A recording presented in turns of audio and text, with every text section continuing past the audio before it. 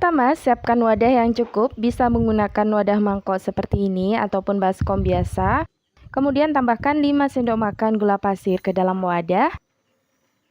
Lalu tambahkan juga 1 butir telur ayam. Pecahkan telur, kemudian tuang ke dalam wadah. Lalu tambahkan margarin atau mentega sebanyak 2 sendok makan munjung. Selanjutnya, semua bahan dalam wadah diaduk hingga tercampur dan gulanya larut seperti ini. Kemudian tambahkan 5 sendok makan susu bubuk rasa vanila ke dalam wadah dan tambahkan juga 20 sendok makan tepung terigu protein sedang atau tepung terigu serbaguna ya. Untuk tepungnya saya tuang bertahap dulu, lalu saya tambahkan air sedikit demi sedikit, kemudian saya aduk. Untuk penambahan air juga saya tuang bertahap ya, sampai mendapatkan konsistensi adonan yang diinginkan. Aduk semua bahan dalam wadah hingga tercampur. Oke, ini akan saya tambahkan lagi sisa tepung terigunya dan saya tambahkan air sedikit. Lalu saya aduk kembali hingga semua bahan tercampur dan saya dapatkan konsistensi adonan yang saya inginkan. Oke, saya rasa seperti ini sudah cukup adonannya. Jadi total air yang digunakan sebanyak 150 ml ya. Kemudian tambahkan 1 sendok teh ragi instan ke dalam adonan ini, lalu diaduk kembali hingga tercampur. Kemudian ini akan saya diamkan, saya tutup selama kurang lebih 30 menit sampai 40 menit ya. Dan setelah 40 menit, buka adonan, kemudian diaduk sebentar. Selanjutnya, adonan ini akan saya bagi dua, siapkan wadah yang lain. Kemudian bagi adonan menjadi dua sama rata.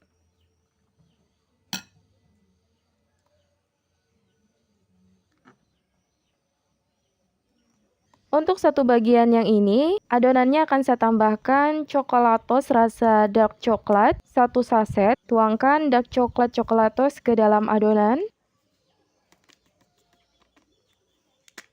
Selanjutnya aduk adonan hingga coklatosnya tercampur ke dalam adonan. Untuk pemberian coklatosnya bisa diganti dengan coklat bubuk biasa ataupun susu kental manis rasa coklat juga bisa ya. Kalau ingin lebih bagus lagi hasilnya lebih nyoklat, bisa diganti dengan dark coklat compound atau DCC yang sudah dilelehkan.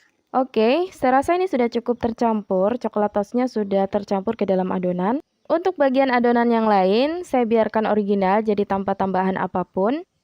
Oke, selanjutnya masing-masing adonan letakkan dalam plastik segitiga seperti ini. Lalu siapkan cetakan yang akan kita gunakan. Ini saya gunakan cetakan mawar seperti ini. Lalu tuang adonan secara bertahap mengikuti alur bentuk mawar ya, seperti dalam video. Lakukan caranya seperti dalam video. Yang pertama saya tuang adonan coklatnya.